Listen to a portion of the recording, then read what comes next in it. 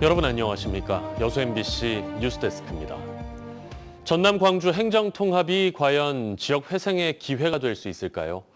특별법의 본격적인 국회 법안 심사가 오늘 시작돼 내일까지 진행되는데요. 정부가 산업 전환, 에너지 등 지역이 요구한 핵심 특례를 받아들이지 않고 있는 가운데 내일까지 얼마나 반영될 수 있을지 주목됩니다. 유민호 기자의 보도입니다. 국회 행정안전위원회는 오늘부터 이틀간 법안심사 소위원회를 열고 특별법에 담길 실질적인 내용을 논의합니다. 정부가 더불어민주당이 발의한 특별법 특례 386개 가운데 119개를 불수용한 상황. 이 가운데 전남 동부권의 핵심 요구인 반도체 특화단지 조성 시 국비 지원과 예타 면제, 석유화학, 철강 등 기존 산업 구조전환 지원 내용도 포함돼 있습니다. 다른 지자체와 형평성, 국가재정 건전성을 따져야 한다는 건데 정부가 통합 의지가 있는지 모르겠다는 비판이 이어지는 상황. 전남 광주시도지사와 지역 정치인들도 핵심 특례 반영을 위한 총력전에 나섰습니다. 김영록 전남지사는 오늘 법안 소위가 열리기 전 신정훈 행안위원장과 윤건영 법안소위원장을 차례로 만났습니다. 통합특별시의 안정적인 정착과 지역 미래산업 기반 조성을 위해 첨단 산업 에너지 분야의 핵심 권한이 지방으로 옮겨와야 한다는 점을 설명했습니다. 전남도는 경제부지사를 단장으로 행정통합특별법 TF를 구성했으며 행안위 심사 기간 내내 국회에 머물며 설득 작업을 이어가겠다는 방침입니다. 권한을 대폭 좀 이양해서 특별시 출범 이후 독자적인 기업 유치 플랜들을 가동할 수 있는 제반 조건을 좀 마련해 주십사 하고 하나씩 조항별로 지금 설득하는 과정입니다. 또 지역 정치인들은 어제 저녁 김민석 국무총리를 만나 핵심 특례 반영과 권한 이양을 촉구했습니다. 전남 동부권 국회의원들도 산업 관련 특례 요청과 더불어 전남 국립의대 설립, 북극항로 개척 등 지역의 요구사항을 전달했습니다. 산업용 전기료이나 이러한 부분들을 특별하게 관심을 좀 갖고 특례에다가 담아달라는 말씀드렸고요. 적극 검토하시겠다는 말씀을 주셨기 때문에 저희들은 기대하고 있습니다. 국무총리실은 전남도, 광주시와 TF를 구성해 행정통합 논의를 이어갈 계획입니다. 행안위는 설 연휴 전 심사를 마칠 계획인데 지역의 요구가 얼마나 반영될지 관심입니다. MBC 뉴스 유민호입니다. 통합특별법과 관련해 어제 국회 대정부 질문에서 김민석 국무총리는 공통된 내용부터 처리하자며 선통합, 후 보완 입장을 재확인했습니다. 재정 문제도 당초 특별법에 명시할 수 없는 상황이라고 밝혀 알맹이 없는 통합에 대한 우려가 커지고 있습니다. 김윤 기자의 보도입니다.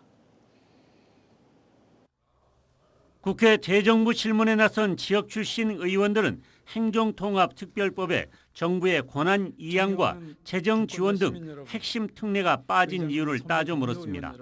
민영배 의원은 이재명 정부에 대한 신뢰와 지역경제 발전 욕구 때문에 통합 속도전이 가능했지만 정작 정부는 119개나 되는 핵심 특례를 반대하고 있다고 질타했습니다.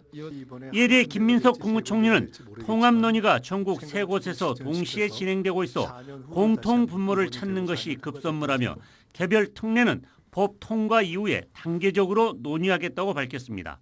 우선 통과가 중요한 시점이기 때문에 그렇지 않은 개별적인 특례에 대해서는 이후에 추진할 수 있다라는 쪽으로 원래부터 단계론을 가지고 있습니다. 일단 통합이라는 큰 틀을 먼저 만들고 세부적인 권한 이양은 국무총리실 산하 지원위원회를 통해 나중에 해결하겠다는 겁니다. 매년 5조 원을 지원하겠다는 정부의 약속이 과연 지켜질 수 있을지에 대한 의구심도 제기됐습니다. 정부는 재정 지원 근거를 특별법에 명문화하지 않겠다는 입장을 입법 청문회에 이어 다시 한번 확인했습니다. 재정 지원 체계에 대해서는 아예 명문화하지 않는다 이렇게 지금 밝히셨더라고요. 이게 가능한 일입니까? 가능합니다, 사실은. 김 총리는 매년 최대 5조 원의 총액 지원 약속은 반드시 지킨다면서도 구체적인 지원 방식은 통합 지자체마다 다를 수 있음을 시사했습니다. 통합 광역 정부의 인구라든가 이런 것 때문에 조금 구성이 달라질 경우가 있겠더라고요. 그래서 제가 여기서 자세히 설명드리기는 어렵습니다만은 그런 것들을 충분히 시뮬레이션 하고 있다. 결국 정부가 통합 지역이 늘어날 경우를 대비해 예산을 n분의 1로 쪼개 배분하는 방식을 고민하고 있다는 분석이 나옵니다. 이럴 경우 당초 기대했던 것보다 광주, 전남 몫이 줄어들어 소문난 잔치에 먹을 것 없는 상황이 될 수 있다는 우려도 제기됩니다. 한편 전라남도는 통합특별법 입법 공청에 이어 핵심 특례 31개를 법안에 반영해 줄 것을 국무총리에게 거듭 요청하고 국회 행안위 법안 소위가 본격 가동됨에 따라 국회 대응팀을 상주시키고 특례 반영에 총력을 쏟고 있습니다. MBC 뉴스 김윤희입니다. 순천시가 이웃지자체인 광양시에 반도체 국가산단 유치를 위해 힘을 모으자고 제안했습니다. 노관규 순천시장은 오늘 자신의 SNS에 행정통합을 앞두고 유력 특별시장 후보들이 전남 동부권 산업구조 재편을 논하고 반도체 산업을 약속하고 있다며 이같이 밝혔습니다. 이어 미래에 이보다 더 확실한 먹거리가 없고 2차 전지도 함께 하자며 지금은 대의가 중요한 때라고 덧붙였습니다. 전남 광주 행정통합 논의에서 주민 주권이 빠져 있다는 지적이 계속되고 있습니다. 조국혁신당 소속 이봉남 순천시 의원은 어제 시의회 자유발언에서 현재 통합 논의가 행정과 정치 중심으로 치우쳐 있다며 주민 주권을 보장하는 통합이 필요하다고 밝혔습니다. 이 의원은 통합의 성공은 주민이 결정한다며 주민투표나 다른 지역 사례를 참고한 공론화 절차를 거친 주민 의견 수렴이 통합의 전제가 돼야 한다고 강조했습니다. 설 연휴를 앞두고 여수시장 후보들의 출마 선언이 잇따르면서 선거도 본격적인 국면으로 접어들었습니다. 민주당 후보가 다수를 차지한 가운데 조국혁신당, 무소속까지 가세하면서 선거 구도가 한층 더 복잡해지고 있습니다. 최황지 기자입니다. 지방선거를 4개월여 앞둔 시점, 최근 조국혁신당에 입당한 명창환 전 전남도 행정부지사는 민주당과의 정치적 연대를 강조하며 출마를 공식화했습니다. 설 연휴를 앞두고 민주당 내 차기 여수시장을 노리는 후보들의 출마 선언이 이어집니다. 정기명 여수시장은 현직 프리미엄을 앞세워 재선 도전에 나설 것으로 보이고 백인숙 여수시의회 의장은 여성 후보라는 점을 내세워 출마를 선언합니다. 김영규 전 여수시의회 의장, 주종섭 전남도의원, 이광일 전남도의회 부의장은 설 연휴 이후로 출마 선언을 미뤘습니다. 김순빈 전 여수시의회 부의장, 서영학 전 청와대 행정관, 김창주 전 여수 경영인 협회장 등은 일찍부터 출마를 공식화하고 민심을 다지고 있습니다. 민주당 경선은 오는 3월부터 시작될 거로 보이는 가운데 당내 경쟁은 벌써 과열 양상을 보이고 있습니다.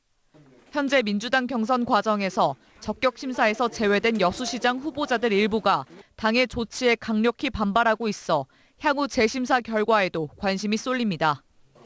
반면 관심을 모았던 민주당과 조국혁신당과의 합당 가능성은 이번 지방선거 전까진 불투명한 상황.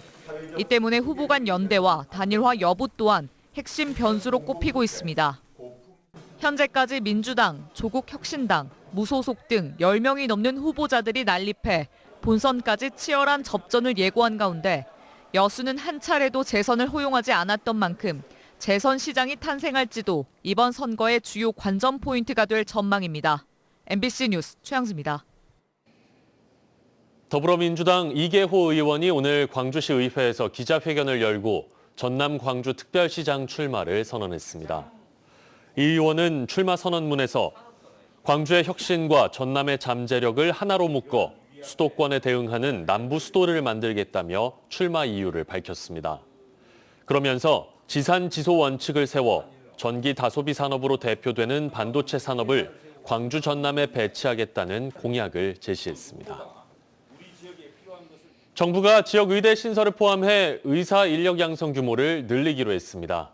보건복지부 보건의료정책심의위원회는 오늘 7차 회의를 열고 내년부터 2031년까지 의대 정원을 연평균 668명 늘리기로 결정했으며 2030학년도부터 공공의대와 지역의대를 설립해 각각 100명씩 신입생을 모집한다고 발표했습니다.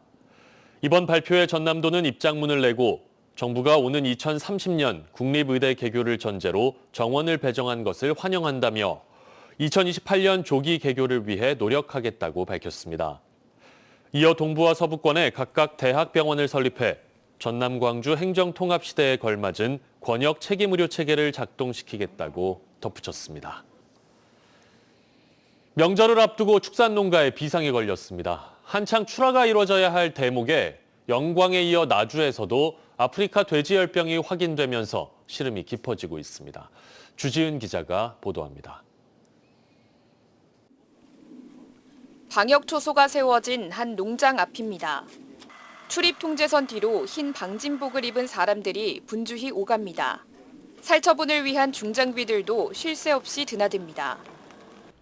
아프리카 돼지열병이 발생한 농장 인근입니다. 발생 지역 오염을 차단하기 위해 농장으로 가는 길목이 통제되고 있습니다. 이곳은 지난달 26일 영광에서 아프리카 돼지열병이 발생한 농장과 역학적으로 연결된 곳입니다. 아프리카 돼지열병 중앙사고수습본부는 즉시 긴급 방역에 나섰습니다. 농장과 관련 시설 종사자, 차량에 24시간 동안 이동중지 명령을 내리는 한편 농장 반경 10km에 대해 긴급 소독을 실시했습니다. 이 농장에서 기르던 돼지 1,300여 마리는 모두 매몰 처분됐습니다. 다들 답답하죠. 원인을 모르니까 어떻게 될지를 모르니까 너무 저희들이 힘듭니다. 거기에다가 이제 오늘 내일 많이 풀리거든요. 사실 저희들이 돼지를 못 낸 사람이 많아요. 110만 마리가 넘는 돼지를 키우는 전남 지역 500여 농가들은 그야말로 비상입니다. 고병원성 조류 인플루엔자까지 산발적으로 이어지며 축산당국은 가축 전염병 확산세를 예의주시하고 있습니다. 특히 귀성객과 차량 이동이 급증하는 이번 설 명절이 전염병 확산의 최대 고비가 되지는 않을지 축산업계의 우려가 깊어지고 있습니다. 설 연휴 전후를 전체 농가 집중 소독의 날로 지정해서 축산 관계 시설 내부를 일제히 소독하여 확산 차단에 총력을 기울이겠습니다. 명절 대목을 앞두고 터진 악재 속에 지역 축산업계를 지키기 위한 빈틈없는 방역이 절실합니다. MBC 뉴스 주지은입니다. 날씨 정보 전해드립니다. 건조했던 대기는 오늘 내린 비로 잠시 완화됐습니다. 비나 눈은 내일 오전까지 내리겠고 오후 들어 그치겠는데요. 전남 동부권의 내일 아침 최저 기온은 1에서 3도, 한낮 최고 기온은 8에서 11도로 오늘보다 높겠습니다. 바다의 물결은 남해서부 앞바다에서 0.5에서 1.5m, 먼 바다에서 최고 2m로 일겠습니다. 광양 백운산 고로쇠 약수제가 오늘 백운산 약수재단 일원에서 열렸습니다.